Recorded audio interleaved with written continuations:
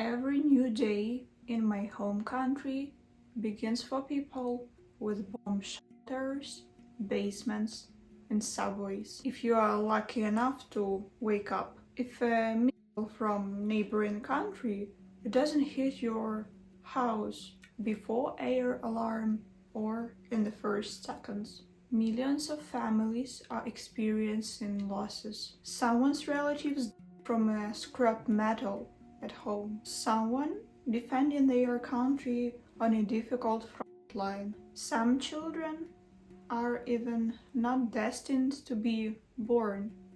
They leave this world even earlier, together with their mother, with their parents, with their dog, from pieces of rock that fall on their house.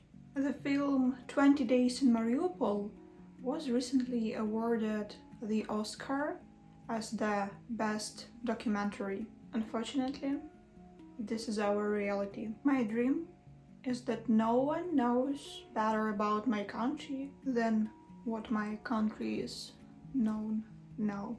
I wish we didn't have awards for movies that show hell, not in the imagination of a director or scriptwriter of some horror movie. No, this horror movie takes place in a real life, every day in Ukraine. Every day my country loses beautiful people. Women face terrible things. Children are taken to the territories of the neighboring countries and they try to tell them some nonsense about our language, our Ukrainian culture, about our home. It's now a fourth day as a country that feels itself like empire and a dictator who turns their people into zombies. They are trying to destroy entire energy infrastructure of Ukraine. They are trying to break us without water, electricity, heating. They want us to lose our hope. Right now, there are the biggest massive acts in 10 years of war which has taken place in my country. Every day, every single night, they try to destroy all our energy infrastructure and houses of millions of civil people. And unfortunately, due to some YouTube and social media rules, I'm forced to speak more restrained here. I speak in more acceptable and cultural phrases now, although I wish I could say otherwise and show all the photos and explain you all the feelings and pain I feel every time when I see another child among the victims, when I see another pregnant woman, when my grandparents who stay in Ukraine worry that this is their last day and we will never see each other again. When friends write to me about sitting in shelters, about spending their night in the cold floor while some scrap metal falls in neighboring houses. I remember the first 8 days of full-scale invasion as the worst day of my life. I spent all my time in shelters, in basements, and in the corridors of my house, because there is a rule of 2 walls. If you are separated from a street by at least 2 walls, then there is a chance that if your apartment will be destroyed, you may survive in the ruins of the building. There is a chance that you will be pulled out from under the ruins of the house. In my memory, the orange sky when I woke up due to the first explosion.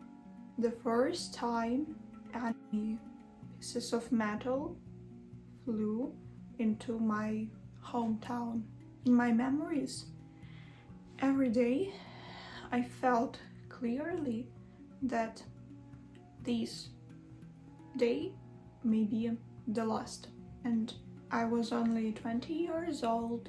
I have many unfulfilled plans. And next to me was my little brother with autism, who was 7 years old, and who, when we managed to leave Ukraine, was shaken of the fear every time when outside there was a stronger wind. He perceived the noise of the wind as another threat from a self-proclaimed dictator from a neighboring country. I should note that people with autism, they perceive the light and the sound in different way. So for people like my brother, for millions of Ukrainians, these experiences are perceived even worse. And every time during these 2 years, when I came to Ukraine, when I came to my relatives, I see this massive attacks. But they are happening every month, every single week, every single day around the whole country. And I remember waking up from a series of explosions and not understanding where I hear this sound. Is it hitting my house? People say that time heals and the past is forgotten, but for me, every such moment remains a strong memory. These memories are traumatic, so I don't want to share them yet. But I hope that this past will be never forgotten by my descendants. I hope that my country will remain on a world map and prosper. That's why people I know very well who are in their 20s are volunteering and defending our country in the hardest points of the map. They are now doing everything to let us keep smiling and build our country.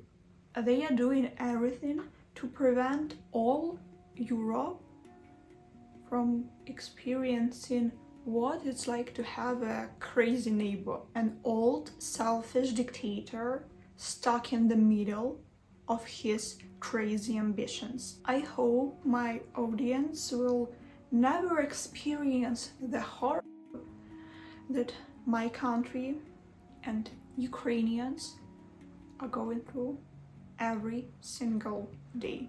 And so that you and I continue to look at peaceful sky in Europe, I ask you to help my country. I ask you to help my people fight against evil. We are very short of ammunition.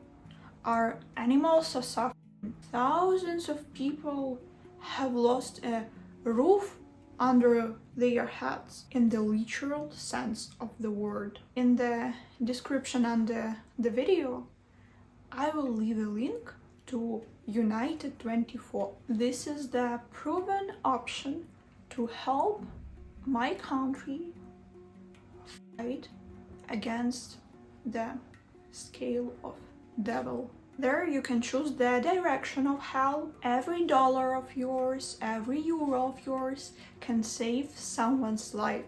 Think about it. Think about your future and the future of your children before the dictator destroys it too.